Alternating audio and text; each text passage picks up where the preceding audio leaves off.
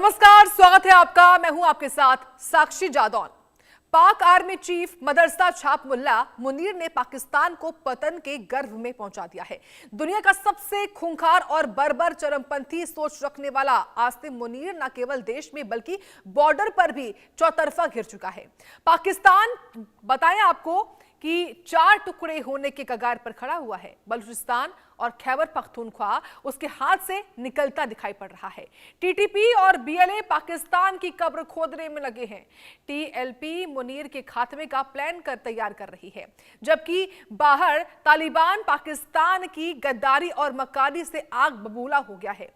हाल ही में हुए दोनों देशों के बीच छोटे से युद्ध ने पाकिस्तान की पोल खोल कर रख दी है।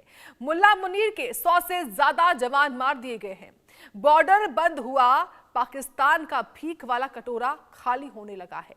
आखिरकार पाकिस्तान ने तालिबान के सामने घुटने टेक दिए हैं। आलम यह है कि अब अफगान सीमा पर बंद व्यापार मार्ग को फिर से खोलने की राह आसान होती दिख रही है। बीते साल अक्टूबर में दोनों के बीच में झड़प होने के बाद ही देशों की सीमाएं बंद कर दी गई थी। पाकिस्तान ने टीटीपी जैसी सशस्त्र गुट को पनाह देने के आरोप में हमले किए थे, लेकिन अब आर्थिक नुकसान और व्यापारियों के दबाव के चलते पाकिस्तान की सारी हेकड़ी निकल गई है। दोनों ही देशों ने व्यापार के लिए एक ज्वाइंट कमेटी बनाई है। इसमें पाकिस्तान के 6 मेंबर हैं, अफगानिस्तान के 7 मेंबर शामिल हैं। सवाल यही है कि क्या तालिबान के सामने पाकिस्तान की यह मजबूरी स्थायी समाधान लाएगी? इसी पर आज हम बहस भी करेंगे। किस तरीके से पाकिस्तान को झुकना पड़ा है, आखिरकार पाकिस्तान को जो दरवाजे एक तरीके से खोलने पड़े हैं, और देखिए अब एक बार फिर से व्यापार शुरू होगा। लेकिन बड़ी बात ये कि पाकिस्तान झुका जरूर है, लेकिन बीएलए और टीटीपी के आगे खास तौर से होगा क्या, ये देखने वाली बात है।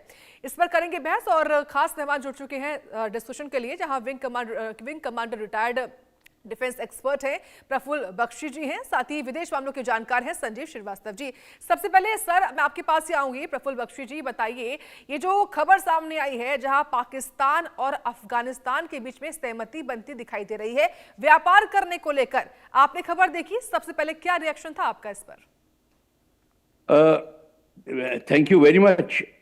मेरे को आप अपने प्रोग्राम में बुलाया, is a very important thing जो आज न्यूज़ में है, कि अगर दोनों में व्यापार शुरू हो जाता है अफगानिस्तान और पाकिस्तान में, तो उसको भारत बड़े सोच विचार करके देखेगा।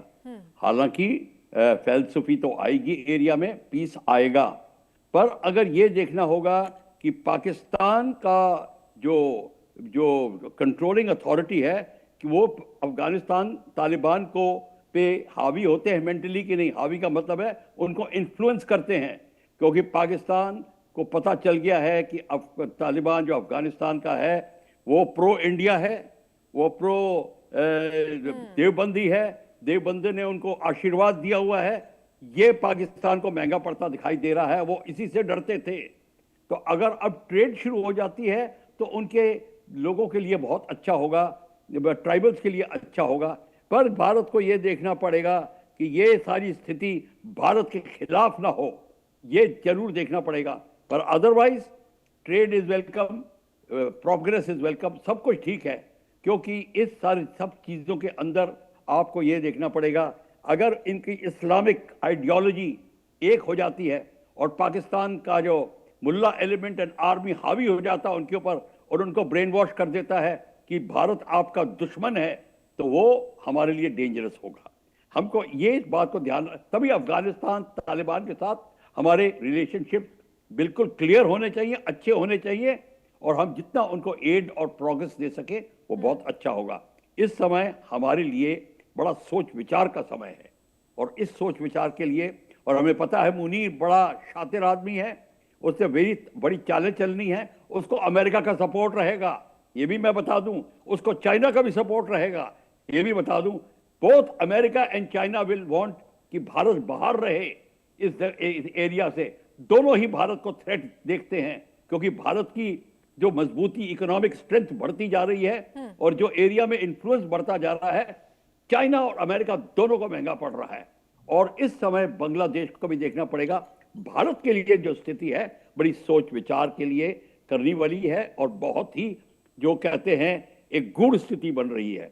इस समय हमारी डिप्लोमेसी को और फॉरेन पॉलिसी को अब बिल्कुल सजग होना पड़ेगा। बहुत महत्वपूर्ण बात आपकी ओर से कही गई है। संजीव श्रीवास्तव जी, आप बताइए, देखिए इसमें कोई दो राय नहीं कि पाकिस्तान में आर्थिक हालात किस तरीके से बने हुए हैं। पाकिस्तान में जो कंगाली की कगार पर पाकिस्तान आ खड़ा हुआ है, यही वजह माने क्या कि अब पाकिस्तान को तालिबान के सामने घुटने टेकने पड़े। लेकिन मैं आपसे समझना ये भी चाहूंगी कि इसके पीछे की सोच क्या रही होगी आसिम मुनीर की। देखिए, इसमें कोई दो राय नहीं है कि पाकिस्तान के खुद के मिस स्टेप्स के द्वारा, ब्लंडर्स की वजह से, उसकी नकारात्मक नीतियों की वजह से पाकिस्तान और अफगानिस्तान के जो संबंधों में एक ब्रेकडाउन हो गया था। दोनों ने एक तरीके का हाल के समय में एक बहुत ही गंभीर तरीके की झड़प भी की और एक दूसरे के ऊपर हमले भी किए। और जाहिर है कि जो तालिबान इस बात को लेकर के हमेशा से आशंकित रहा है और तालिबान भी की जो सरकार है उसने भी कभी भी डूरंड लाइन को मान्यता नहीं दी। लेकिन पाकिस्तान की सरकार के द्वारा जिस तरीके से डूरंड लाइन बाड़ लगाने का जो काम है वो किया गया, 2600 किलोमीटर लंबी ये सीमा है और उस पर जो बाड़ लगाने का जो कार्य पाकिस्तान के हुक्मरानों के द्वारा लगातार किया जाता रहा, उसको तालिबान भी मान्यता नहीं देता है और तालिबान उसको रेसिस्ट करता है। तो ये जो डूरंड लाइन के ऊपर बाड़ लगाने का जो कार्य है उसको तालिबान की तरफ से पश्तून आबादी जो कि सबसे ज्यादा पाकिस्तान में है और सेकंड नंबर पे अफगानिस्तान में है, उसको डिवाइड करने की साजिश के तहत तालिबान भी देखता है और वो एक बड़ा विषय है। डूरंड लाइन का जो विषय है एक बड़ा विषय है। दूसरा, जो अफगानिस्तान के जो शरणार्थी जो बड़ी संख्या में पाकिस्तान में है, उनके साथ जो मिस ट्रीटमेंट पाकिस्तान के हुक्मरान करते हैं, उनको जिस तरीके से डिपोर्ट करने की जो कार्रवाइयां बड़े ही बर्बर तरीके से करते हैं, उसको भी तालिबान ने उसको रेसिस्ट करता है। और इस तरीके का जो और दूसरी तीसरी बात ये भी है कि जो पाकिस्तान के जो पंजाबी सुन्नी डोमिनेशन वाले हुक्मरान हैं, वो पाकिस्तान के पश्तूनों को भी सेकेंडरी ट्रीटमेंट देते हैं। आप जानते हैं कि पाकिस्तान में पहले से ही एक पश्तून तहफ़्फ़ुज़ मूवमेंट चल रहा है, स्वतंत्र पश्तूनिस्तान की मांग चल रही है।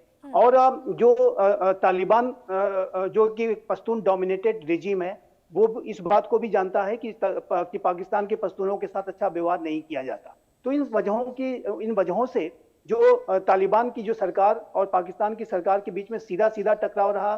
डूरंड लाइन सबसे जाहिर एक सबसे बड़ा मुद्दा रहा। लेकिन जो दूसरा जो सबसे बड़ा चैलेंज जो पाकिस्तान के लिए है वो है तहरीक तालिबान पाकिस्तान का चैलेंज। तहरीक तालिबान पाकिस्तान पूरे पाकिस्तान पर शासन करने की मंशा रखता है। वो पूरे पाकिस्तान का तालिबानाइजेशन करना चाहता है, पूरे पाकिस्तान में वो कट्टर शरिया लॉ लागू करना चाहता है। तो निसंदेह जो टीटीपी का जो दबाव है, टीटीपी ने जो सीधे सीधे पाकिस्तान की सेना पर जो हमले वो करते रहते हैं और पाकिस्तान की सेना को सबसे बड़ा शत्रु मानते हैं, तो ऐसे में जो पाकिस्तान के हुक्मरान है वो भारी दबाव में है और उनके पास कोई ऑप्शन नहीं है कि वो अभी जो है तालिबान के साथ कोई वार्ता वगैरह करें। और जो बॉर्डर्स, जो खासकर जो तोरखम का जो बॉर्डर है, उसको रीओपन करने के लिए जो ये जो बिजनेस डेलीगेशन दोनों राष्ट्रों के हैं वो जलालाबाद में मिलने की उनकी प्लानिंग है। तो ये अच्छी कदम जरूर है, लेकिन जो इश्यूज हैं अफगानिस्तान और पाकिस्तान के बीच में वो काफी गहरे हैं। वो सिर्फ तोरखम बॉर्डर के रीओपन होने से रिजॉल्व नहीं होने वाले। जब तक पाकिस्तान पश्तूनों के साथ ठीक तरीके का बर्ताव नहीं करेगा, अफगान शरणार्थियों के साथ ठीक तरीके का बर्ताव नहीं करेगा और ये डूरंड लाइन पर जो बाड़ लगा करके आपने जो पश्तून आबादी को डिवाइड करने की जो साजिश रची है उसके ऊपर आप उसको पाकिस्तान उसको एड्रेस नहीं करेगा, तब तक जो अफगानिस्तान की तालिबान सरकार की जो आशंकाएं दूर नहीं होंगी। और दूसरा, मैं ये स्पष्ट रूप से देखता हूं कि तहरीक तालिबान पाकिस्तान बहुत ही ज्यादा महत्वाकांक्षी है। वो इस तरीके की बातों में आकर के कि तिजारत शुरू हो गई है, व्यापार शुरू हो गया है, इत्यादि इत्यादि करके वो रुकने वाला नहीं है। उसकी मंशा पूरे पाकिस्तान का तालिबानाइजेशन करने की है। और मैं स्पष्ट रूप से कहना चाहता हूं, ये जो पूरी सिचुएशन है ये पाकिस्तान का खुद का क्रिएशन है। पाकिस्तान ने ये भस्मासुर खड़ा किया था, तालिबान का जो भस्मासुर आज आप देखिए तो आज इतना बड़ा हो गया है कि वो पूरे पाकिस्तान का तालिबानाइजेशन करना चाहता है और पूरे पाकिस्तान में वो कट्टर शरिया लॉ लागू करना चाहता है। और जाहिर है कि पाकिस्तान की सेना के हुक्मरान ये सोचते थे कि हमको कुछ नहीं कर सकता, हमारी स्किन्स को कोई टच नहीं कर सकता। वो दिन बीत गए हैं। आज सीधा सीधा तहरीक तालिबान पाकिस्तान की सेना पर हमले करता है। और अब तो ये भी है कि ये जो तहरीक तालिबान पाकिस्तान है उसके जो अलायंसेस, उसके जो कोलैबोरेशंस बलूचिस्तान लिबरेशन आर्मी और बलूचिस्तान लिबरेशन फ्रंट के साथ भी है। BLA और BLF भी जो हमले कर रहे हैं वो TTP की टैक्टिक्स के आधार पर सीधा सीधा पाकिस्तान की सेना पर हमले करते हैं। बलूचिस्तान में सेना के काफिलों पर हमला किया जाता है हाँ। और ट्रेनें अगवा कर ली जाती हैं। जाफर एक्सप्रेस को कई बार अगवा किया गया और उसमें ट्रेवल कर रहे सेना के अधिकारियों और सैनिकों की हत्याएं की गई। तो ये पाकिस्तान ने जो बीज बोए हैं, आतंकवाद का जो बीज बोया है, उसकी जो फसल आज वो आतंकवाद के रूप में ही काट रहा है। और ये जो आतंकी हैं पाकिस्तान को ही जला रहे हैं, ये बात बहुत स्पष्ट है। लेकिन यस, मैं अवश्य कहूंगा कि ये जो अगर इतनी सद्बुद्धि आई है कि कम से कम चल के बातचीत कर ली जाए तालिबान की सरकार के साथ, तो ये अच्छा डेवलपमेंट है। लेकिन इसमें कितनी सफलता मिलेगी, इसके बारे में बड़ी आशंकाएं हैं। ये बड़ा सवाल है। बख्शी जी, आप कितना सहमत है संजीव जी की बात से? और देखिए, इसमें कोई दो राय नहीं कि तालिबान टीटीपी को पनाह देता है, लेकिन ये भी देखा कि टीटीपी किस तरीके से पाकिस्तान में जगह जगह हमले कर रहा है। अगर व्यापार संभव होता है दोनों ही मुल्कों के बीच में एक बार फिर से, तो क्या लगता है आपको कोई दबाव क्रिएट करने में पाकिस्तान जो है वो सफल हो पाएगा कि टीटीपी हमले कम करे या ना ही करे? देखिए, बोया पेड़ बबूल का आम कहाँ देखा है। बिल्कुल संजीव साहब बिल्कुल ठीक कह रहे हैं, उनको बबूल ही खाना पड़ेगा। पर क्वेश्चन ये है कि अभी भी मौका है। अब ये जो एक बार जब व्यापार इंक्रीज हो जाता है और सोशियो इकोनॉमिक स्ट्रक्चर इंप्रूव होने लग जाता है, तो ऑटोमेटिकली डिसेंट कम होने लग जाता है। अब दोनों साइड में पख्तून है, बॉर्डर के इस साइड में भी तालिबान और पख्तून है, और अफगानिस्तान के साइड में भी हैं। Right from differences of tribals, right from China border to Iran, ये जो डूरंट लाइन है, इसके दोनों तरफ ये डिफरेंसेस हैं। तो अगर जब फैलसूफी होगी, व्यापार बढ़ेगा, तो एकदम से टेंशन कम होगी। पर हमें अभी देखना है कि टीटीपी जो पाकिस्तान की जो तालिबान है, वो किस तरीके से अब अपना एडवेंचर करती है। अब आर्मी को भी ध्यान देना पड़ेगा। अब जो मुनीर साहब सोचते हैं कि वो अपने चमड़े के सिक्के चला देंगे, उनको बड़ा महंगा पड़ेगा। अब वो भी सोच सोच के कदम रखेंगे। अब यहाँ पे जो इमरान खान की पोजीशन है, उसमें भी फर्क आएगा। वो देखेंगे कि इमरान खान को किस तरीके से ट्रीट किया जाए, क्योंकि अब वो बड़ी मुश्किल पड़ रही है उनको। तो ये जो पॉलिटिकल सिचुएशन जो बनी है मुनीर के लिए, अब उसको अमेरिका कितना सा सपोर्ट करेगा कि नहीं। अमेरिका अब देखेगा मुनीर उनके लिए कितना फायदेमंद है।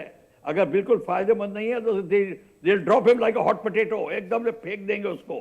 पर क्वेश्चन ये है कि वो उसका फायदा कहां तक उठा सकते हैं। वो उठाएंगे, वो नहीं छोड़ेंगे। और अमेरिका नहीं चाहेगा कि यहाँ पे इतना ज्यादा फैलसूफी हो जाए। चाइना जरूर चाहेगा, क्योंकि चाइना के सीपीईसी में अब क्लोज टू 100 बिलियन लग गए हैं। वो नहीं चाहेगा कि इस एरिया में बहुत आगजनी हो।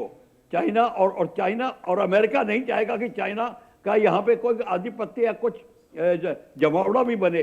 तो बेसिकली उनके अंदर भी संघर्ष है। अब इस पूरी सिचुएशन में बीएलए किस तरीके स्टैंड लेता है, यह देखना पड़ेगा। अगर बीएलए का संघर्ष जारी है, तो फिर इतनी जो फैलसूफी होगी और इतनी जो प्रोजेक्ट में और ट्रेड बढ़ेगी, वो फर्क नहीं पड़ेगा। अगर बीएलए ने अपना ठान लिया कि उनको अलग होना है, तो वो होके रहेंगे। सिंध में अब आगजनी फैल रही है, उनकी भी पॉलिटिक्स को भी शांति लानी पड़ेगी, क्योंकि सिंध में कोई ट्रेड की कमी नहीं है। सिंध तो वैसे भी और जगह से ट्रेड कर सकता है।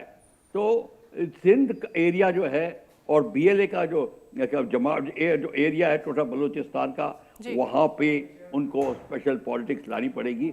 इस सारे से वहां इतना फर्क नहीं पड़ेगा जो हम सोच के बैठे हुए हैं। इवन आई वाज थिंकिंग, पर मेरे को लगता है इतना फर्क नहीं पड़ेगा, क्योंकि वो उनको जो आप दिख गया है, सोने का जो पॉट दिख गया है, एंड ऑफ द रेनबो। अब बलूचिस्तान वाले उसको लेके रहेंगे। आजादी का चस्का लग गया उनको और वो आजाद होके रहेंगे। अब आर्मी का रोल आता है। पाकिस्तान की आर्मी अब क्या करेगी, क्योंकि पाकिस्तान की आर्मी भी डिवाइड हो रही है। वो आधे इमरान खान, जो लोअर पोजीशन के लोग हैं, वो इमरान खान को साइड करते हैं। और वो अब देखेंगे उनके आपको ये भी बता दूं कि एक टाइम था बलूचिस्तान मैक्सिमम आर्मी भेजता था, रेजिमेंट मैक्सिमम बलोच रेजिमेंट्स होती थी। इंडिया में बहुत बलोच रेजिमेंट्स होती थी। वो सब बलोच की जो है, they are all become anti Pakistan. तो यहाँ पाकिस्तान को बहुत प्रॉब्लम आई हुई है, उसको भी दूर करना है। तो एट द मोमेंट मैं ये मानता हूं कि बात अभी अच्छी होगी, थोड़ी होगी, पर जो पॉलिटिकल जो प्रॉब्लम है between BLA, Sindh and Pakistan, वो जारी रहेगी। ठीक है, सवाल मेरा अब चीन और भारत के लिहाज से भी है। संजीव जी देखिए, इसमें कोई दो राय नहीं कि चीन और पाकिस्तान के बीच में नजदीकियां काफी ज्यादा बड़ी हैं, दोनों अच्छे दोस्त हैं। हालांकि इसमें चीन अपना फायदा जरूर देखता है, लेकिन दूसरी ओर भारत की ओर से भी अफगानिस्तान में जो व्यापार है वो बढ़ रहा है। ऐसे में भारत और चीन पर खासतौर से इसकी भूमिका किस तरीके से रहने वाली है अगर अफगानिस्तान और पाकिस्तान के बीच में व्यापार बढ़ता है तो, होता है तो? देखिए, अफगानिस्तान के संदर्भ में मैं ये कहना चाहता हूं कि अफगानिस्तान में अकूत प्राकृतिक संसाधन है। वहां पे अगर प्राकृतिक संसाधनों का अगर मात्रा देखें तो ऐसे एस्टिमेट्स हैं कि $3 ट्रिलियन तक के वहां पर प्राकृतिक संसाधन मौजूद है। जाहिर है कि वो दबे पड़े हैं, उसका एक्सट्रैक्शन किया जाना है। और चाइना की जो पूरी एक दृष्टि है, और अदर कुदृष्टि कहें तो वो उसके अफगानिस्तान के भी संसाधनों पर रहती है। और चाइना बलूचिस्तान के जो प्राकृतिक संसाधन है, जो कि बहुत बड़ी मात्रा में उसका तो दोहन शोषण कर ही रहा है। और जाहिर है कि हमारी जो अपनी टेरिटरी पाकिस्तान ऑक्युपाइड कश्मीर और गिलगित बल्तिस्तान में वो अपने CPEC का जो प्रोजेक्ट भी चला रहा है, जो कि बिल्कुल अवैध है और जो भारत की वो टेरिटरी है। तो ऐसे में ये जो चाइना का जो पूरा ये प्लान है कि वो अपने चाइना पाकिस्तान इकोनॉमिक कॉरिडोर को अफगानिस्तान तक ले जाए, उसको एक्सटेंड करने का उसका। और इस संदर्भ में तालिबान से और तालिबान की सरकार से और चाइना की सरकार के बीच में कई सहमतियां भी बनी हैं, ये भी हमने देखा है। तो ये चाइना का पूरा एक प्रयास ये होगा कि वो अधिक से अधिक अफगानिस्तान के नेचुरल रिसोर्सेज का एक्सट्रैक्शन करे और उसको अपने हितों के लिए इस्तेमाल करे। और पाकिस्तान भी उस ऐसी प्रक्रिया में चाइना को अपना सपोर्ट देता हुआ नजर आता है। और जब भी कोई CPEC को एक्सटेंड करने की बात होती है तो ये जो पाकिस्तान के जो करप्ट मिलिट्री रूलर्स हैं, जो कि CPEC से भी बहुत पैसा वो करप्ट पॉकेट्स में ले डालते हैं, वो चाहते हैं कि चाइना वहां पे एंगेज हो। तो ये जो पूरी चाइना का जो एंगेजमेंट है अफगानिस्तान में भी दिखाई देता है। लेकिन जहां तक भारत की बात है, देखिए भारत तालिबान के साथ अपने संबंधों को लगातार बढ़ा रहा है। भारत ने यद्यपि कि अभी तक हमने तालिबान की सरकार को फुल डिप्लोमेटिक रिकॉग्निशन नहीं दिया है, क्योंकि कई विषय हैं, महिलाओं के अधिकारों की जो बात है और जो आने की जो इथनिक माइनॉरिटीज की रिस्पेक्ट की बात है, जब तक तालिबान उसको इंश्योर नहीं करेगा और विशेष रूप से जो वुमेन राइट्स को जब तक तालिबान ठीक तरीके से नहीं इंश्योर करेगा, तब तक भारत के लिए भी मुश्किल है कि वो भारत उसको फुल रिकॉग्निशन दे। लेकिन भारत का जो अफगानिस्तान की जो अप्रोच रहता है वो अफगानिस्तान के लोगों के हितों को ध्यान में रख के होता है। अफगानिस्तान के और भारत के पीपल टू पीपल टाइज बहुत ही गहरे हैं और भारत ने अफगानिस्तान के निर्माण और विकास में $4 बिलियन से भी ज्यादा का पहले ही इन्वेस्टमेंट कर रखा है। चाहे वो वहां सड़कें हों, चाहे वो ब्रिजेस हों, छस्तलमा डैम जिसे कि इंडिया अफगानिस्तान मैत्री डैम के तौर पर भी जाना जाता है, अफगानिस्तान की जो संसद है वो भी भारत ने ही बनाई। तो ये भारत का जो एंगेजमेंट अफगानिस्तान में लोगों को वहां पे मदद देने के उद्देश्य से होता है। इसी वजह से तालिबान को डिप्लोमेटिक मान्यता न देने के बावजूद भी भारत इस बात का पूरा प्रयास कर रहा है कि तालिबान की सरकार के साथ एक वर्किंग एंगेजमेंट जो है हमारे, वो और अधिक गहरे किए जाएं। अब एम्बेसीज को भी खोलने का निर्णय लिया गया है। तो ये पूरी स्थिति भारत के कंस्ट्रक्टिव अप्रोच को दर्शाती है। लेकिन एक बात और भी है कि जो तालिबान जो की सरकार और अफगानिस्तान और भारत के संबंध यदि अच्छे होते हैं तो जाहिर है कि ये पाकिस्तान के ऊपर भी लगाम लगाने में मददगार साबित होगा। अभी आपने देखा कि हमने पहलगाम के आतंकी हमले के बाद जो ऑपरेशन सिंदूर किया और उसके पहले सिंधु जल समझौते को हमने एबेंस में डाल दिया, स्थगित कर दिया। और अभी ऐसी रिपोर्ट्स हैं कि तालिबान की सरकार भी अनेक तरीके के ऐसे बड़े डैम प्रोजेक्ट चलाने जा रही है, जिससे कि वहां के पानी पाकिस्तान में चलाया जाया करता था वो अफगानिस्तान अपने यहाँ रोकना चाहता है। तो पाकिस्तान के ऊपर एक दबाव डालने के लिए भी भारत और अफगानिस्तान के जो बढ़ते हुए संबंध हैं वो मददगार साबित होंगे स्ट्रेटेजिक तरीके से भी। लेकिन अगर आप भारत और अफगानिस्तान के संबंधों का पूरा आधार देखें तो ये जो पीपल टू पीपल जो कनेक्ट है भारत और अफगानिस्तान के लोगों के बीच में आपस में जो सद्भाव रहता है वो बहुत गहरा है और उसको भारत बना के रखना चाहता है। और इसी वजह से तालिबान की सरकार के साथ भी भारत अपने जो वर्किंग एंगेजमेंट्स हैं वो गहरा कर रहा है। बख्शी जी, आप कितना सहमत हैं? मैं बिल्कुल सहमत हूँ। ये बहुत अच्छी बात करी। ये पीपल्स टू पीपल्स कॉन्टैक्ट की बात है, ये बहुत टाइम से चली आ रही है। Even when Afghanistan was not supporting us, Afghanistan के जो लोग थे वो इतने भारत में थे। और अब बताने में मुझको हिचक नहीं होगी कि कई तो अब ऐसे लोग भी थे जो हमारे फैमिलीज को बिफोर पार्टीशन जानते थे और वहां से आ रहे थे। तो जो पीपल टू पीपल कांटेक्ट है वो सदैव रहेगा। और अगर इकोनॉमिक कंडीशन बढ़ती है, और इंडिया जो डैम्स की बात आ रही थी, जो अभी संजीव साहब कह रहे थे, इंडियन ठीक है। टेक्नोलॉजी एंड इंडियन इंजीनियर्स ने बड़ा काम किया है। हाँ। और भी उनको देंगे। देयर बी मिलिट्री ट्रेनिंग जो होती आई है। मेरे स्टूडेंट्स कई अफगानिस्तान से थे, मैंने उनको कोर्स करवाया हुआ है, और भी होंगे। तो ये ट्रेनिंग भी चलेगी, ठीक है इनकी सर। मिलिट्री ट्रेनिंग भी चलेगी, टेक्नोलॉजिकल एडवांसमेंट भी चलेगी, medical aid, medical systems, hospitals, इसमें भारत बहुत योगदान देगा। और ये जो ठीक होता है है सर, क्योंकि वक्त की कमी है, मुझे रोकना पड़ रहा है आपको। आप दोनों का बहुत धन्यवाद, प्रफुल्ल जी और संजीव जी, अपना महत्वपूर्ण राय रखने के लिए, इंडिया न्यूज पर जुड़ने के लिए। इसी बीच एक बड़ी खबर सामने आ रही है। फरीदाबाद